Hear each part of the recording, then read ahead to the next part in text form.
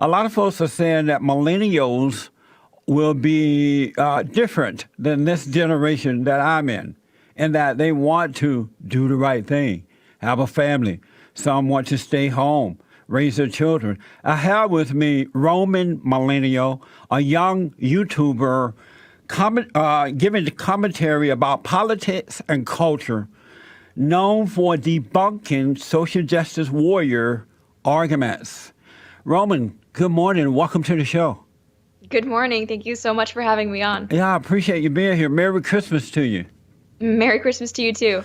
You're a very interesting person. How did you get started and when? So I've been doing the YouTube commentary scene for about a year and a half, and I got started just as a passing hobby. I watched a lot of commentary. I was very, very interested in mainly social issues that were affecting my generation, and I thought that my viewpoints were very different than a lot of people my age, and I didn't feel like more conservative or even libertarian opinions were being heard by as many people as, I don't know, the typical liberal perspective that we see in mainstream media and in pop culture. So it was more just out of an interest and a passion, and eventually it kind of grew into something that I can now call my full-time job. So I've been very fortunate with that. Yes. Is this about a year ago? A year and a half. A year and a half. The age range for millennials is what? I think it's just about to where I'm at. I think 95 around is when the cutoff generally is accepted, when it turns into Gen Z. And I think on the older end of the spectrum, it goes into the mid to late 80s. So, I mean, generally 20 to early 30s, maybe. And what do most millennials want? What are their concerns? Well, I think for a lot of millennials right now, we're kind of young professionals. We're in that age of our lives. A lot of them, I think, are most concerned with finding a job. And unfortunately, a lot of millennials, we've chosen to study things like gender studies, liberal arts programs, the humanities, which might be great fun, really interesting, but they're not the most marketable skills. So That's right. I think a lot of us are kind of struggling to get ourselves started right now. And I think millennials, a lot of them, especially considering older generations, what they've done, a lot of them are still finding themselves living at home, working in jobs that don't actually relate to their degrees because they're kind of taking whatever they can. You studied political science in college, is that right? Right. So apparently I wasn't too interested in actual marketable skills either. You call yourself a philosopher king. What does that mean? So that's a reference to Plato's The Republic, which if you read it, is a pretty totalitarian nature. But it was always kind of a joke that my friends and I, who are also studying political science, would make that those who are interested in, I guess, government, the issue of politics, society, how they interact. So that's kind of the purpose of my channel. So I thought that would be a funny tagline. Good idea. I have proven that racism doesn't exist. And it has never existed. And I grew up on a plantation down in Alabama. I grew up under the Jim Crow laws. And I realized that racism is a made-up word by the children of the lie in order to control the children of good. Do you believe that racism exists?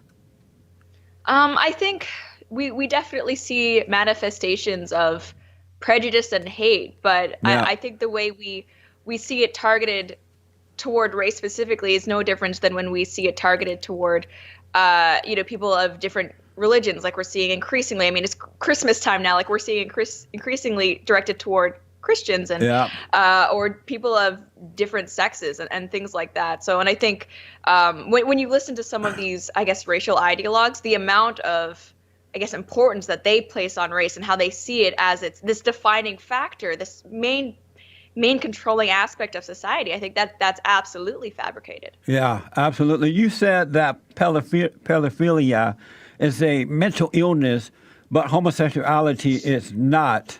Why do millennials accept homosexuality as a norm?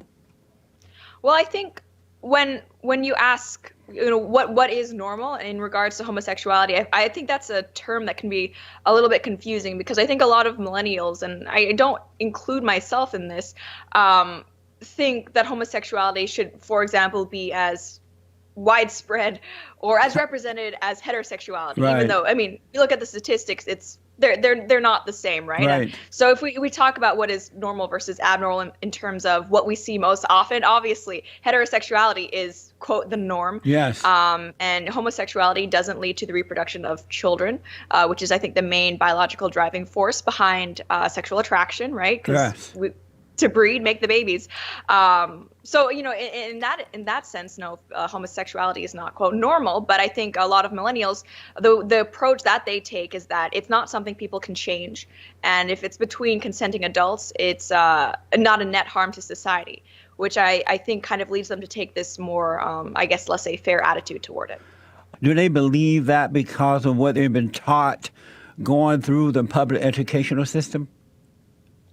I think that's a huge part of it, especially when we're looking at schools and, let's say Canada. There's now such a thing as a gender unicorn. You're not supposed to refer to children by their actual pronouns because that's gender specific. You have books in Scandinavia, children's books that have things like gay parents in the children's books, trying to explain that to children, and things like there's a book I saw the other day of a gay Santa Claus who had a Mr. Claus husband instead of a Mrs. Claus wife. So I think there's definitely that attempt to, I think it's done maybe from the intention of let's make them more accepting, but I think it's actually gotten to the point where it's indoctrination now. Yes, absolutely. So do you live in the United States or Canada? Right now I'm about half. Traveling a lot between the two, so definitely living up to the roaming part of my name. That's right. So what do you think of the Great White Hope? I'm not sure what that is referring to. President Donald Trump. So he's someone who I actually didn't support during the primaries. I was Really? a huge Ted Cruz supporter. Oh, okay. Kind of right up until the, I guess, Trump secured the nomination. But I think he's done, considering what he's promised, I think he's done an amazing job. And I think actually if Republicans in Congress would stand behind him more, and if Democrats would stop trying to prevent him from doing everything he's promised his supporters, he would actually have accomplished even more than he already has. But overall, policy-wise, I'm very pleased, and we're seeing, tax reform is happening. Yes. The individual mandate is being repealed. We're actually having border security for a long time. People are actually confident in the laws of the country, and I don't think that's something we've seen for a long time, especially under Obama. He says some wacky things on Twitter. I'm not gonna say he doesn't, but overall, I think he's done a solid job. I was a Trump fan from day one when he announced that he was running. I knew that he would be the next president and the greatest president that this country has ever experienced, especially after dealing with the fallen Messiah, Barack Obama, the worst president that this country has ever experienced. So I'm like totally on cloud nine, dancing on the ceiling. I wanted to ask, are you a Christian?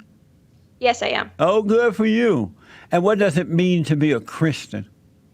I think a lot of people in my generation, millennials, I think we're one of the most secular generations. And I think people looking in on Christianity might think that Christians think that they're perfect. And I think that represents a fundamental misunderstanding of what it is to be a Christian. Yeah. Being a Christian means the acceptance that you are not perfect, you will never be perfect, and that you need that atonement in order to make up for your sins. And I think that's what's so I guess, special about Christianity. So many other religions, they accept the fallen nature of mankind, but they offer no solution. And it's only through Christianity and Christ that we actually see, that method of atonement, that way to right ourselves in the eyes of God, which is not something you see anywhere else. That's right.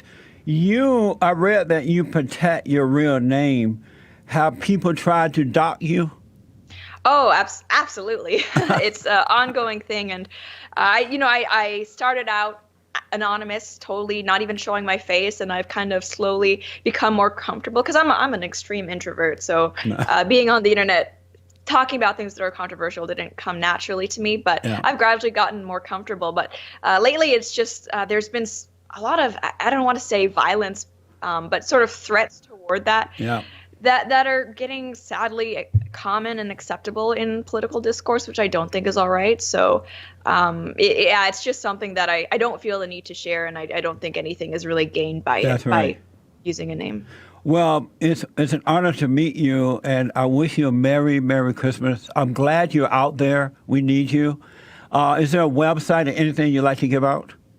Sure. You can find me at www.youtube.com/roaming millennial and also at roamingmillennial.com. Roman, I've enjoyed talking to you. I'm glad to meet you. Merry Christmas. Be safe, but keep up the good work you're doing. Same to you, and Merry Christmas to you as well. All right, Have a great day. You too. Thank you. Amazing. Young, strong people